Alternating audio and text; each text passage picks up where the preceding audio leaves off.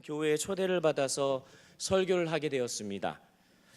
소박하면서도 진실한 설교가 성도들에게 많은 은혜를 끼쳤고, 예배가 끝날 때 이 목사님이 축도를 하게 되었습니다. 이제는 예수 그리스도의 은혜와 하나님의 사랑하심과 성령님의 함께하심이 설교 멘치로 살랐고 다짐하는 모든 성도들에게 항상 함께 하실지어다. 지금 무슨 말인지 모르시죠? 설교 멘치로 살랐고 다짐하는 모든 성도들에게 항상 함께 하실지어다. 여러분, 지금 이 축도는 저는 이 이야기를 들으면서 웃기도 했지만 너무나 가슴에 와닿는 축도입니다. 설교 멘치로 살라고 다짐하는 성도들, 설교 주신 말씀대로 살라고 다짐하는 성도들. 여러분, 이 시대의 문제가 여러분 무엇이라고 생각하십니까? 말씀이 없어서 이 시대가 문제일까요? 그렇지 않죠. 우리는 말씀의 홍수 속에 살아갑니다. 말씀의 홍수 속에 살면서도 말씀대로 살지 못하는 것이 문제입니다. 말씀을 전하는 자는 많지만 말씀대로 살려고 몸부림치는 자는 적습니다. 그래서 야고보서는 영혼 없는 몸이 죽은 것 같이 행함이 없는 믿음은 죽은 것이니라 라고 말씀합니다. 마가복음 10장에 보면 어떤 한 사람이 달려와서 예수님께 이렇게 묻습니다. 무엇을 하여야 영생을 얻겠습니까?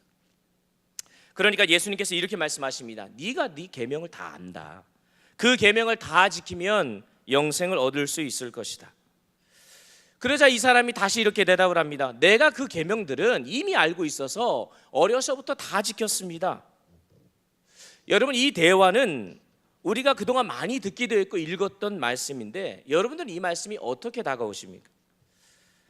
이 말씀을 아무렇지도 않게 생각할 수 있는데, 저는 이 말씀을 항상 읽을 때마다 굉장히 말씀이 충격적으로 다가왔어요. 왜 그러냐면 예수님께서 영생의 방법을 묻는 사람에게, 영생을 어떻게 얻느냐고 궁금해서 달려온 사람에게 나를 믿어라 라고 말씀하시지 않고 계명을 다 지켜라 라고 말씀하셨기 때문에 그래요. 여러분, 우리는 지금까지 구원은 믿음으로 얻는 것이지 계명을 지켜서 얻는 것이 아니라고 배우지 않았습니까? 그런데 지금 예수님은 계명을 다 지키면 영생을 얻는다라고 지금 말씀하시는 거예요. 뭔가 좀 이상합니다. 그런데 더 놀라운 사실은 그 사람이 말한 대답입니다. 내가 계명을 다 지켰다는 거예요. 이런 말을 할 수 있다는 것 자체가 놀랍기도 합니다. 그런데 더 놀라운 것은 이 계명을 다 지킨 사람이 지금 예수님께 와서 영생을 어떻게 얻느냐고 묻고 있다는 게 저는 굉장히 모순된 것 같습니다. 여러분, 한번 생각해 보십시오. 예수님의 말씀대로라면 계명을 다 지키면 영생을 얻게 되는 거잖아요. 그런데 왜 이 사람은 본인은 계명을 다 지켰다라고 하면서 영생을 얻기 위해서 예수님께 나와 묻고 있냐는 거죠. 지금 예수님은 계명을 다 지켜라. 이 사람은 나 계명을 다 지켰습니다. 서로 상충됩니다. 뭔가 모순되어 앞뒤가 안 맞아 보이지 않습니까? 그런데 여러분, 이러한 질문들이 바로 오늘 저와 여러분에게도 동일하게 주어진다는 거예요. 무슨 말인가 하면 우리는 스스로 믿음이 있다고 하면서 계명들을 지키지 못해요. 믿음이 있는데 왜 행하지 못하고 행하는 것 같은데 왜 나는 늘 믿음이 없는 것 같을까? 이러한 질문들이 저와 여러분에게 종종 생겨나는 것입니다. 우리는 종종 이런 말을 듣죠. 왜 교회는 믿음의 공동체라고 하면서 이런저런 문제가 많냐? 세상 사람들이 그런 얘기합니다. 가만히 보면 그런 것 같아요. 세상에도 없는 문제들이 교회 안에 다 있어요. 저 사람은 왜 믿음이 좋다고 하면서 사람들만 만나면 상처를 왜 주냐는 거죠. 나 자신한테도 질문합니다. 왜 나는 믿음을 가졌는데 변하지 않을까? 혹 나의 믿음은 껍데기가 아닌가? 왜 나는 믿음을 가졌는데 이렇게 변화된 삶을 살지 못한다면 나는 정말 구원받은 것이 맞을까? 이렇게까지 질문을 하게 된다는 것입니다. 바로 이러한 여러 가지 이 질문들을 우리로 하여금 생각해 보게 만드는 말씀이 오늘 본문 말씀이 담겨 있는 야고보서의 말씀입니다. 그래서 야고보서를 읽다 보면 믿음으로 구원받는 것인가 행함으로 구원받는가 아주 1차적이고 기본적인 어떤 질문들이 이렇게 던져집니다. 그래서 때로는 야고보가 마치 바울과 상반되는 말을 하는 것 같이 여겨지기도 하죠. 그래서 실제로 우리가 너무나 잘 아는 종교개혁자인 이 마틴 루터라고 하는 분은 행위를 강조하는 이 야고보서가 쓰레기라고 이렇게 표현하기도 했어요. 그래서 이 마틴 루터가 주석책을 굉장히 많이 썼거든요. 그런데 딱 한 권 이 야고보서만 주석을 하지 않았습니다. 왜 그랬냐면 오직 믿음으로 구원받는다는 이신칭의가 그분에게는 너무나 중요했는데 이 야고보서는 행함을 강조하면서 행함으로 구원받는 것에 대한 이야기를 하는 것처럼 생각되어지니까 이 마틴 루터는 쓰레기라고 표현했어요. 그렇다면 정말 야고보서는 행위로 구원받는다고 이야기하고 있을까? 야고보서는 분명 이런 말씀을 합니다. 행함이 없는 믿음은 그 자체가 죽은 믿음이라고 이야기합니다. 그것이 야고보서 전체의 핵심이고 주제이기도 하지요. 하지만 여러분, 야고보서를 깊이 들여다보면 야고보서처럼 믿음으로 구원받는다는 사실을 확실하게 이야기하고 있는 성경이 없어요. 다시 말해서 야고보서는 믿음이 아닌 행위로서 구원받는다는 사실을 이야기하고 있는 것이 아니라 믿음으로 구원받는다는 사실을 훨씬 더 강조하고 있는 책이 야고보서라는 거예요. 그것을 알 수 있는 대표적인 말씀이 오늘 말씀입니다. 여러분, 오늘 우리가 읽었던 이 본문에는 두 종류의 사람이 반복적으로 나옵니다. 한 사람은 어떤 사람이냐? 말씀을 듣고 행하는 자. 그리고 다른 한 사람은 말씀을 듣기만 하고 행하지 않는 자. 그러니까 요것만 봐도 오늘 본문의 말씀의 핵심은 이거라고 알 수 있겠죠. 말씀을 듣기만 하지 말고 행하는 자가 되라. 이게 야고보서의 핵심 메시지이고 오늘 본문 말씀의 핵심입니다. 그런데 여러분, 오늘 본문 25절 말씀을 한번 보세요. 25절을 보면 말씀을 듣고 행하는 자를 좀 다르게 표현합니다. 뭐라고 표현하고 있냐면 자유롭게 하는 온전한 율법을 들여다보고 있는 자라고 표현해요. 여기서 자유롭게 하는 온전한 율법이란 하나님의 말씀을 가리킵니다. 그런데 이 구절에서 우리가 율법에 관한 매우 중요한 두 가지 사실을 알 수가 있는데 첫 번째는 뭐냐면 율법은 온전하다는 거예요. 온전한 율법이라 표현하지 않았습니까? 다시 말하면 율법의 본질이 무엇인지 알려주는 겁니다. 두 번째는 율법은 우리를 자유케 한다는 거예요. 그 율법의 기능에 대해서 말하고 있는 것입니다. 다시 말해서 스스로 완전하여서 자유롭게 하는 기능을 가지고 있는 것이 율법이다라고 오늘 본문 25절에서 이야기하고 있습니다. 근데 여러분 가만히 생각해 보면 성경에 보면 스스로 완전하시고 사람을 자유롭게 하시는 분이 또 나오잖아요. 그분이 누구십니까? 예수님이세요. 율법도 완전하고 예수님도 지금 완전하다는 거예요. 율법도 우리를 자유롭게 하고 예수님도 우리를 자유롭게 하신다는 겁니다. 결국 지금 이 말씀에서 자유롭게 하는 온전한 율법이란 예수님을 가리키고 있는 것처럼 보여져요. 여러분, 예수님은 하나님의 말씀이십니다. 믿으십니까? 하나님의 말씀이세요. 그리고 예수님은 걸어다니는 하나님의 율법 계명 그 자체셨고 이 땅에서 하나님의 율법과 계명대로 사셨을 뿐만 아니라 그 율법을 이루시고 완성하신 분이 누구시다? 예수님이시다라는 거예요. 그러니까 율법이 곧 예수님이고 예수님이 곧 율법이다. 이러한 어떤 결론이 나올 수도 있는 거예요. 결국 25절에서 말씀하고 있는 자유롭게 하는 온전한 율법을 단순히 문자적으로 이렇게 쓰여져 있는 어떤 법, 그것으로만 이해해서는 안 되는 것이고 여기서 이야기하고 있는 자유롭게 하는 온전한 이 율법이라는 이 말에서 우리가 발견해야 될 것은 뭐냐면 바로 말씀이신 완전한 율법이신 예수님을 발견할 수 있어야 된다는 거예요. 여러분, 이러한 맥락에서 볼 때 아까 서두에서 얘기했던 이 마가복음에서 계명을 지키면 영생을 얻을 수 있다고 하신 그 예수님의 말씀이 어느 정도는 이해가 갑니다. 예수님이 곧 완전한 율법이시기 때문에 예수님을 믿는다는 것은 하나님의 계명을 다 지킨다는 것을 의미한다는 거예요. 그래서 마가복음에서는 예수님이 가르쳐 주신 그 계명을 다 지키면 영생을 얻는다고 하셨지만 우리가 너무나 잘 아는 요한복음 3장 16절은 뭐라고 얘기합니까? 예수를 믿는 자마다 영생을 얻는다고 하신 거예요. 무슨 말인가 하면 계명을 지키는 것과 예수님을 믿는 것이 동일하다는 거예요. 반대로 믿지 않으면 계명을 지킬 수 없고 계명을 지키지 않으면 믿지 않는 것일 수 있다는 것입니다. 결국 믿음이라는 것은 이거예요. 믿음은 예수님을 알고 믿고 행하는 것까지가 믿음이라는 겁니다. 바로 그러한 의미에서 볼 때 이 야고보서는 행함이 없는 믿음 그것 자체가 믿음이 아니고 죽은 것이라고 지금 이야기하는 거예요. 그러니까 다시 말하면 믿음과 행함이라는 것이 절대로 분리될 수 없다는 것입니다. 결국 율법을 행하지 않는 것은 믿음이 없기 때문이라는 결론에 이를 수 있게 되는 것이죠. 여러분, 좀 어렵게 느껴질 수 있지만 이게 굉장히 무서운 말씀입니다. 야고보서가 계속해서 말씀하고 있는 것이 이런 거예요. 하나님을 의심하지 말라, 유혹에 빠지지 말라, 성내지 말라, 말 조심해라, 외모로 사람 평가하지 마라, 세상과 버타지 마라, 가난한 자를 구제해라, 과부와 고아를 돌아보라. 그러면서 이러한 것들을 지키는 것은 반드시 믿음이 있어야 지킬 수 있는 것이고 이것들을 지키지 않는 것은 그 믿음이 없기 때문이다 라고 말씀하고 있는 거예요. 여러분들이 만약에 말로 사람들의 마음을 아프게 하면 그것은 믿음이 있는데 어쩌다가 그냥 실수해서 그런 것이 아니라 믿음이 없기 때문에 일어난 일이라는 것이에요. 나는 믿음은 있는데 어쩌다가 실수해가지고 다른 사람이 상처 준 게 아니라 내가 믿음이 없기 때문에 일어난 일일 수 있다는 것입니다. 왜냐하면요, 믿음은 행함까지 반드시 포함되어 있기 때문에 그렇습니다. 여러분, 사과를 심었는데 뭐가 나와야 됩니까? 사과가 나와야 되잖아요. 배가 나오면 배나무지 사과나무가 아니지 않습니까? 믿음을 심었으면 반드시 믿음의 열매가 나와야 하는데 믿음의 열매가 나오지 않으면 그건 믿음이 아니라는 거예요. 그래서 야고보는 아주 냉정하게 이야기하고 있는 것입니다. 마태복음 7장 16절 17절에서 예수님이 이렇게 말씀하십니다. 그의 열매로 그들을 알 것이다 라고 말씀하시지 않았습니까? 즉 열매로 평가하시겠다는 거예요.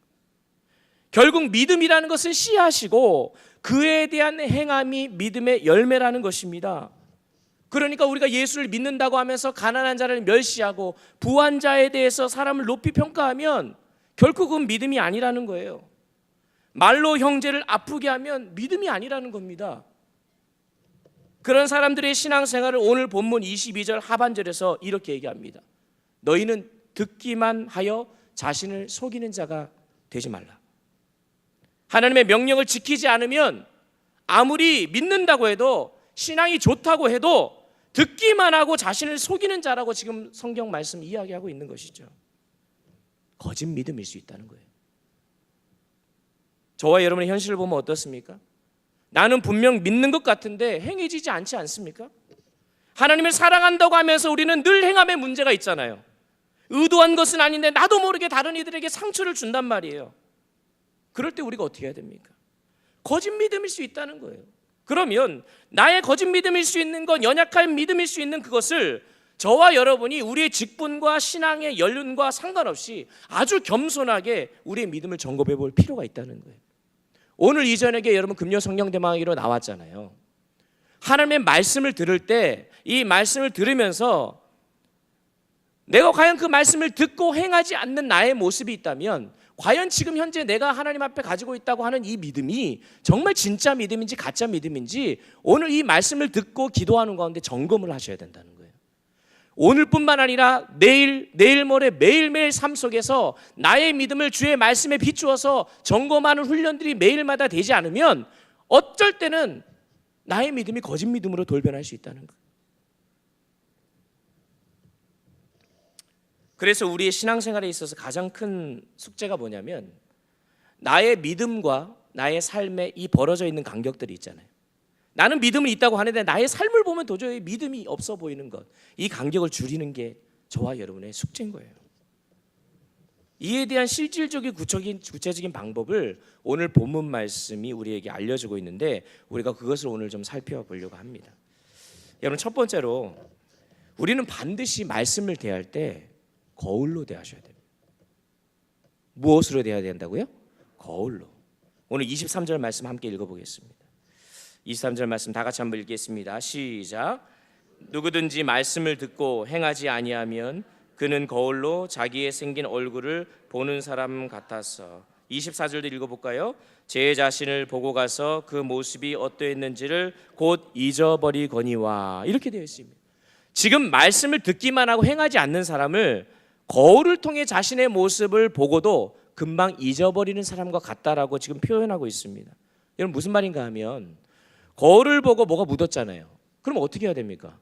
닦아야죠. 그런데 아무 생각 없이 금방 까먹는다는 거예요. 화장이 번졌는데 여러분 안 고치십니까? 거울을 보고 화장이 번졌음인데 그걸 그냥 까먹고 그냥 간다. 문제 있는 거잖아요. 말씀을 읽으면서 여러분 나름대로 말씀을 사모하는 분들이 우리 교회에 굉장히 많은 걸로 알고 있는데, 그래서 말씀을 열심히 읽어요. 그리고 말씀을 읽으면서 하나님의 말씀에 대한 그 달콤한, 그 달고 오면 그 말씀하면서 말씀의 지식이 이런 거였구나라고 하면서 굉장히 그 충족을 하는데, 중요한 것은 뭐냐면 말씀을 이해하지 못하는 부분에 대해서 이해하려고 노력을 하면서도 그 말씀을 거기서만 그치고 나의 모습을 비춰보는 거울로는 말씀을 삼지 않는다는 게 문제인 거예요. 그러니까 우리의 믿음과 삶의 간격이 벌어질 수밖에 없는 거죠. 한 번은 어떤 목사님이 기차를 탔는데 앞에 예쁜 여자 아가씨가 앉아 있더랍니다. 그런데 이 여자가 자꾸 이 목사님을 쳐다보면서 입에 미소를 머금 채 뭔가 자꾸 말할 듯 말 듯 이러는 거예요. 그래서 어색한 분위기가 계속되니까 목사님이 어쩔 줄 모르다가 먼저 말할 수도 없고 그냥 모른 척하다가 잠깐 잠이 들었어요. 그런데 이 여자분이 내릴 때가 되었는데 뭔가를 이렇게 글씨를 쓰고 난 다음에 쪽지 하나를 남겨놨습니다. 그래서 이제 여자는 내렸죠. 이제 목사님이 잠에서 깨우고 난 이후에 옆에 쪽지가 있는 것을 보고 굉장히 두근거리는 거예요. 두근거리는 마음으로 이렇게 쪽지를 조심해서 펴봤는데 이렇게 쓰여 있는 거예요. 거울을 한번 보세요. 그래서 이 목사님이 얼른 화장실로 가서 거울을 봤더니 바쁠때기가 여기 묻어 있는 거예요. 그러니까 이 목사님은 자기에게 호감이 있는 줄 알고 그런 것인 줄 알았는데 바풀을 떼라고 말을 하려다가 못한 거잖아요. 그러니까 무슨 말인가, 거울을 보고 자기의 모습이 어떠한지 모르고 있으니까 이 오해하는 거예요. 상대방을 오해하는 거죠. 그러면서 아차, 그래서 목사님이 깨달았다는 거, 영적인 깨달음이 있었던 거죠. 그렇구나. 이처럼 우리는 말씀의 거울을 통해서 얼굴을 비춰봐야 되는구나. 그러면 서로 오해가 없고 또 이해도 할 수 있고 용서도 할 수 있겠구나, 이런 깨달음이 왔다라는 거예요. 여러분, 우리는 하나님의 말씀을 거울로 대해야 됩니다. 근데 여러분, 어떤 분들은요 말씀을 거울이 아닌 유리로 대해요. 그러니까 유리 창문으로 대합니다. 여러분, 유리와 거울의 차이가 무엇입니까? 네? 유리는 저 건너편이 다 보이잖아요. 근데 거울은 보이지 않습니다. 뭐만 보입니까? 자기만 보여요. 오로지 자신의 모습만 보입니다. 그런데 말씀을 보긴 보는데 그 말씀을 다른 사람들을 바라보는 유리 창문으로는 사용하면서 나를 돌아보는 거울로는 사용하지 않는다는 거예요. 그래서 말씀을 본 이후에 내가 이렇게 죄와 허물 많은 존재이구나, 그럼에도 불구하고 나를 살려주신 하나님의 은혜가 놀랍구나, 나 같은 죄인 살리신 주님의 은혜가 놀라워, 이렇게 해야 되는데 너 같은 죄인 살리신 놀라워 이러고 있다는 거예요. 우리가 그러면 여러분, 아무리 말씀을 많이 읽고 통독하고 통독 10번 해도 아무 소용없는 겁니다. 그러므로 우리는 성경을 대하거나 말씀을 들을 때에 가장 중요한 게 저는 자세라고 생각합니다. 성경은 철저히 나를 위한 것이지 다른 사람을 위한 것이 아니라는 거예요. 이런 기본적인 자세가 저와 여러분에게 회복되어져야 합니다. 지금 이 말씀이 선포되어질 때에 부족한 종이지만 말씀을 전달되어진 이 말씀을 들을 때 이 말씀을 김 집사가 들어야 되는 게 아니고 나를 주시는 하나님의 말씀으로 받고 나 자신의 믿음을 점검해 봐야 된다는 거예요.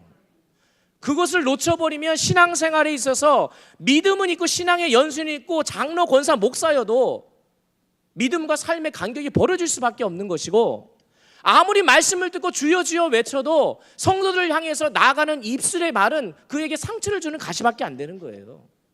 그런데 말씀을 통해서 거울을 비춰보고 나 자신을 돌아보면 이 말씀이 나에게 주시는 말씀이면 침묵하면서 주님 앞에 무릎 꿇고 자복하며 회개할 수밖에 없는 거죠.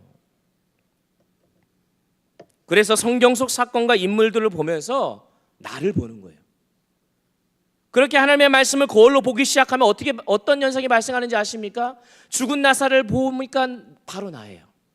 문둥병자를 보니까 나예요. 예수님을 3번씩이나 부인했던 베드로가 바로 나였다라는 거예요. 그러니까 전부 나로 보이게 되는 것. 사실 그게 복음이에요, 여러분. 말씀을 전하는 목회자도 이 말씀을 성도들에게 전하는 역할을 하지만 이 말씀을 어떻게 하면 은혜롭게 전할 거에만 포커스 맞춘다면, 만약에 이 말씀이 나를 위한 말씀이 아니라 성도들을 어떻게 하면 은혜를 끼칠까 그것만 초점을 맞추고 말씀을 전한다면 절대로 능력이 나타나지 않습니다. 사랑하는 성도 여러분, 말씀을 거울로 대하실 수 있기를 바랍니다. 나를 위한 말씀이라는 자세를 가지고 날마다 말씀을 대하고 나를 점검하세요. 그래서 우리의 삶과 우리의 믿음에 벌어져 있는 이 간격들을 조금씩 좁혀가면 주님을 닮아갈 수밖에 없고 우리의 믿음이 자라나게 될 수밖에 없다는 사실입니다. 그런데 말씀을 거울로 대할 때에 취해야 할 중요한 자세들이 있는데, 우리가 방금 읽었던 25절 말씀을 보면 중요한 동사 2가지가 나옵니다. 보면 여기서 들여다 보다와 있다라는 2 단어예요. 한국말로 보면 얼핏 보면 한 단어 같지만 원문과 영어 성경을 보면 2 단어로 되어 있습니다. 먼저 이 들여다 보다라는 단어는 파라큐프토라고 하는 헬라어인데, 이 단어가 어디서 쓰였냐면 요한복음 20장에서 베드로가 예수님이 부활하신 이후에 예수님의 무덤을 들여다 볼 때에 쓰여진 단어와 똑같습니다. 그러니까 예수님이 정말로 부활하셨나 확인하기 위해서 들여다보는 행위, 그것을 가리킬 때 사용되었던 단어가 바로 이 단어라는 거예요. 무엇을 더 자세하게 조사하고 알아보기 위해서 몸을 이렇게 굽혀서 자세히 살펴보는 행위, 이것이 바로 들여다보다 파라큐프토라는 헬라어 단어라는 거예요.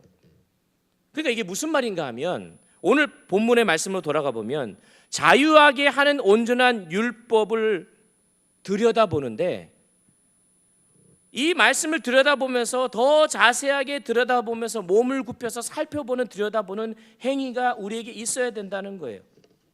자유하게 하는 온전한 율법은 예수님이라고 말씀드렸어요. 다시 말하면 예수님의 속을, 예수님의 그 깊은 세계를, 예수님의 마음이 무엇인지 그 말씀 속에 있는 그 깊은 세계를 더 깨닫고 알아보기 위해서, 그 뜻을 발견하기 위해서 몸을 굽혀서 들여다보는 그 행위가 우리 모두에게 있어야 된다는 거예요. 말씀의 그 깊은 것, 은혜의 세계를 가만히 들여다보고 그것이 사실인가 아닌가 확인하는 과정이 우리에게 날마다 있어야 하는 것입니다. 그런데 하나님의 말씀을 대하거나 예수님 만날 때 이러한 어떤 작업이 없이 진지하게 말씀을 들여다보고 하나님의 마음이 무엇인지를 알아보는 과정이 전혀 없으니까 우리의 믿음과 삶의 간격이 점점 벌어질 수밖에 없다는 거예요. 여러분, 말씀을 들여다보면서 그 말씀 속에 있는 그 주님의 뜻과 그것을 발견하기 위해서 몸을 굽혀서 그 발견하는, 들여다보는 행위들이 저와 여러분에게 있기를 간절히 소원합니다. 그래야 우리의 믿음이 증거로 확정될 수 있는 겁니다. 내가 사실을 확인해 보니까 그래, 이건 믿을 수밖에 없는 거야, 하나님의 말씀이 진리구나 라는 것을 깨닫는 과정이 날마다 있어야 하는 것입니다. 그것이 안 되면 우리의 신앙생활은 그저 머리에만 머무는 거예요. 자세히 들여다보지 않으면 머리의 지식으로는 하나님의 말씀이 남지만, 그래, 하나님의 말씀은 이런 거야, 어렸을 적부터 암송을 했기 때문에 하나님의 말씀은 알지만 자세히 들여다보면서 그 안에 그 속에 있는 그 깊은 세계를 보지 않는다면 그 속에서 말씀하시는 중요한 말씀을 깨닫지 못하고 그냥 수박 겉핥기식으로 그냥 머리에서 남아있는 그 지식으로만 말씀이 남아있게 된다는 거죠. 사랑하는 성도 여러분, 우리가 하나님의 말씀을 듣고 읽고 묵상할 때, 또 함께 기도하며 주님의 마음을 들여다볼 때에 우리의 마음을, 우리의 고개를, 우리의 모든 그 삶을 다 겸손하게 엎드리며 그 말씀에 묵상하고 엎드림을 통하여서 하나님의 그 깊은 뜻을 발견하는 은혜가 저와 여러분에게 있기를 소원합니다. 그래서 머리에만 머물지 말고 그 하나님의 말씀의 그 능력이 가슴으로 내려가서 내 삶 속에서 이 하나님의 말씀의 능력이 흘러나와야 된다는 사실이죠. 그런데 두 번째 단어가 더 중요합니다. 첫 번째가 들여다보는 작업이었다고 한다면 두 번째 단어는 있다라는 단어예요. 이게 파라메노라는 이 헬라어 단어인데 무슨 말인가 하면 계속해서 머물러 있다는 겁니다. 들여다보고 있다가 잠깐 나오는 게 아니고요. 들여다보고 어떻게 한다고요? 계속 거기에 머물러 있어야 된다. 들여다보는 거기에 계속 머물러 있는 것, 이 단어가 똑같이 쓰여진 것이 여러분이 너무나 잘 아는 요한복음 15장 말씀. 나는 포도나무여 너희는 가지니 그가 내 안에 내가 그 안에 어떻게 하면 거하면 사람이 열매를 많이 맺나니 나를 떠나서는 너희가 아무것도 할 수 없음이라. 사실 15장에 가보면요 거하다 굉장히 많이 나옵니다. 이 단어가 바로 계속해서 머물러 있다라는 그 헬라어 동사와 같은 어원을 가지고 있는 단어예요. 다시 말하면 포도나무에 가지가 붙어 있듯이 우리도 예수님 안에 붙어서 머물러 있어야 한다는 것입니다. 말씀에 붙어서 말씀 안에 머물러 있어야 된다는 거예요. 말씀을 듣고 말씀을 읽을 때 그렇게만 하지 말고 이 말씀이 사실인가 들여다보는 작업을 하고 난 다음에 그렇구나, 이것이 하나님의 말씀이구나, 진리구나, 그것을 깨닫고 확인한 다음에 나오는 게 아니라 어떻게 해야 돼요? 그 말씀 안에 계속해서 머물러 있어야 한다는 것입니다. 그렇지 않으면 언제나 우리의 믿음과 행함이 틀릴 수밖에 없는 것입니다. 하지만 반대로 그 말씀이 그러한가 날마다 들여다보고 그 말씀 안에 머물러 있으면 우리는 우리의 삶과 행동이 믿음과 똑같은 삶을 살 수 있게 되는 것입니다. 내 자신에 막 머물러 있지 말고 내 자신을 막 들어가지고요 자꾸 예수님 안에 머물게 하고 말씀 안에 머물게 하는 그런 몸부림이 저와 여러분에게 있어야 한다는 것입니다. 여러분, 만약에 가지가 나무가 싫어서 머물지 않고 그 떨어지면 어떻게 됩니까? 죽는 거예요. 하지만 붙어 있으면 어떤 일이 일어납니까? 그냥 사는 정도가 아니에요. 저절로 과실을 맺게 되는 거예요. 결국 요한복음 15장에서 이야기하고 있는 이 믿음이라는 것은요 가지가 나무에 붙어 있는 것입니다. 믿음은 가지가 나무에 붙어 있는 것입니다. 믿음은 우리가 주님께 붙어 있는 것입니다. 믿음은 우리가 말씀에 붙어서 머물러 있는 것입니다. 그래서 저절로 과실을 맺는 것, 그 과실이 바로 행함이라는 거예요. 여러분, 어떤 이들이 믿음이 좋아지면 뭐 방언, 예언, 어떤 은사들이 나타난다는데 그건 열매가 아니고 선물이에요. 여러분, 열매는요 성경이 분명히 말합니다. 사랑과 희락과 화평과 바로 성령의 열매예요. 우리가 예수님께 붙어 있으면 우리는 성령의 열매를 맺게 되어 있는 것입니다. 자연스럽게 저절로 그 성령의 열매를 통해 행함이 나타나니까 믿음의 열매로 그 행함이 성령의 열매로 나타나게 되는 것이죠. 그러므로 곧 행함이 믿음인 것입니다. 그러니까 결국에 뭐냐면 문제가 뭘까요? 우리의 믿음이 문제인 거예요. 아주 냉정하게 나의 믿음이 어디에 지금 와 있는지, 날마다 하나님의 말씀을 들여다보고 그 속에 거하고 있는지를 체크해야 된다는 사실입니다. 이는 단순히 하나님의 말씀을 아침마다 묵상하고 큐티하고 성경 통독하라 그런 뜻이 아니라, 여러분 말씀 한 구절을 읽더라도 그 말씀이 살아계신 하나님의 말씀이라는 사실, 그 확신을 가지고 그 말씀이신 예수님과 관계를 맺어 나가는 것, 그것이 우리에게 너무나 중요하다는 거예요. 여기 계신 분들은 다 사랑을 해보셨잖아요. 혹시 못하신 우리 젊은 우리 청년들이 있는지 모르겠지만, 여러분 누군가를 사랑하게 되면 그 사람을 더 알고 싶고, 또 알게 되면 더 사랑하게 되고, 또 사랑하게 되면 어떻게 되냐면 그 사람의 말대로 하게 됩니다. 나는 안 그런데, 그러면 이게 사랑을 점검해봐야 되는 거죠. 그러면서 목사님 한 40년 살아보십시오 뭐 이렇게 또 말씀하시는 분들 있으실지 모르겠지만, 여러분 사실 우리가 진짜 사랑할 때 나는 당신을 사랑하는데 당신이 말하는 대로는 하기 싫어요, 이건 사랑, 가짜 사랑이에요. 결국 행함의 문제는 관계의 문제라는 거예요.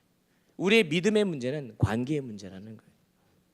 그래서 요한계시록 3장 20절 말씀에 볼지어다 내가 문 밖에 서서 두드리노니 누구든지 내 음성을 듣고 문을 열면 내가 그에게로 들어가 그와 더불어 먹고 그는 나와 더불어 먹으리라, 이렇게 주님이 말씀하셨어요.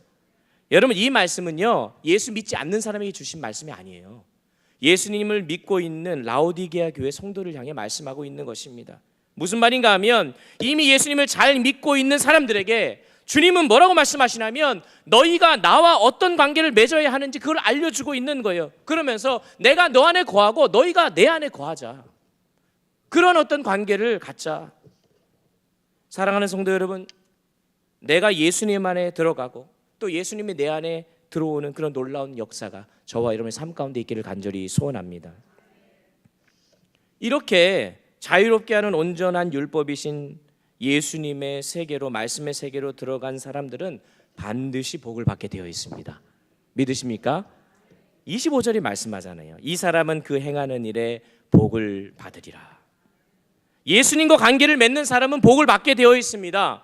시편 1편 말씀 여러분 잘 알잖아요. 복 있는 사람은 악인의 길을 쫓지 아니하면 막 얘기하다가 뭐라고 얘기하냐면 저는 시냇가에 심은 나무가 시절을 쫓아 과실을 맺으며 그 잎사귀가 마르지 아니함 같으니 그 다음에 뭐라고 해요? 그 행사가 다 형통하리로다.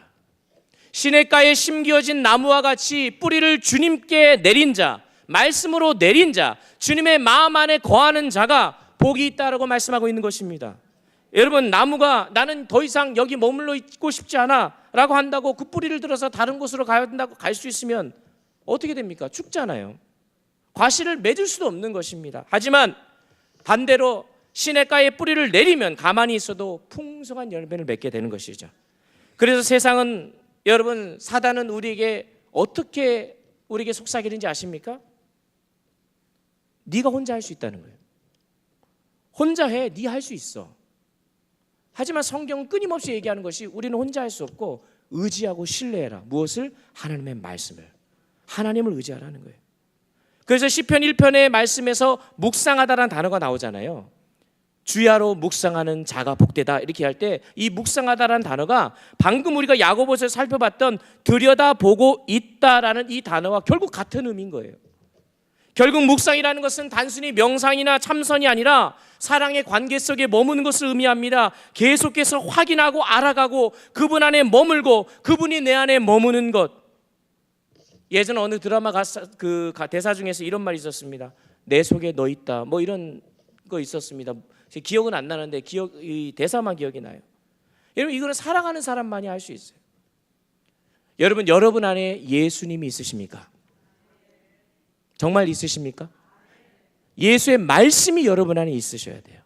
그리고 예수님이 여러분 안에 계시고 또 예수 안에, 말씀 안에 우리가 거하는 그런 삶이 있기를 소원합니다. 결국 우리에게는 두 가지 길이 있습니다. 말씀을 듣기만 하고 행하지 않아서 자신을 속이는 자가 있고, 말씀이신 예수님의 그 깊은 세계를 자세히 들여다보고 거기에 머물러서 있을 때 행해지는 모든 일이 다 복되고 형통하게 되는 자가 있다는 거예요. 그래서 십자가에서도 딱 두 가지 길이 있었잖아요. 예수님을 저주하고 욕한 강도가 있었고 예수님과 함께 낙원으로 간 강도가 있었어요. 중간 단계는 없었습니다.